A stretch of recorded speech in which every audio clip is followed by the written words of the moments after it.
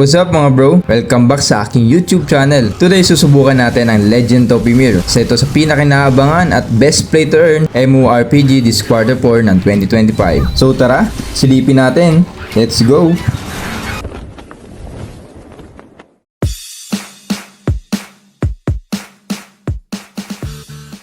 So oo nga pala no, kung hindi ka pa nakapag-pre-register, click mo lang yung link sa aking comment section para makasali ka sa lottery at sa mga exclusive perks. At syempre, papalo na rin ang aking YouTube channel. So dinownload ko lang itong Ymir sa APK Pure and nag-download din ako ng Korean VPN para ma-access ang game. So ito na nga yung kanyang gameplay or user interface. So as usual, parang Nightcrows, parang Mirror lang ang dating ng gameplay niya. Pero mas pina-intense yung graphics, no? As nakikita nyo naman, mas mataas talaga yung graphics niya kumpara sa ibang mga MMORPG. So parang ultra realistic yung datingan.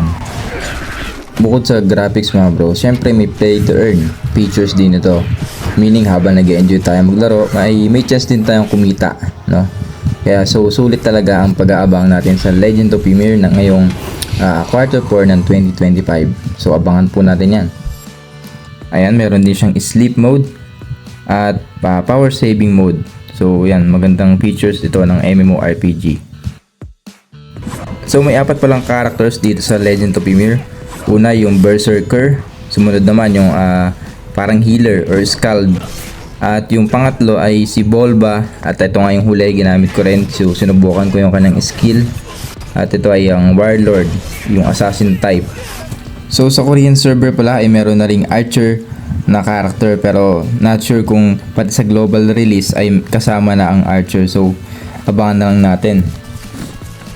Ayan, so napakaangas din talaga ng gameplay netong Warlord, no, dahil assassin type siya. And hindi lang weapon yung gamit niya para makakill ng mobs, pati rin yung kanyang own skill or yung martial arts skill. Yan, sumisipa, yan. Napakaangas. So yun mga bro, hanggang dito na lang muna.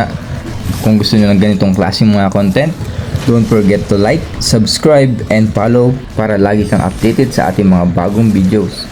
Hanggang sa muli, paalam!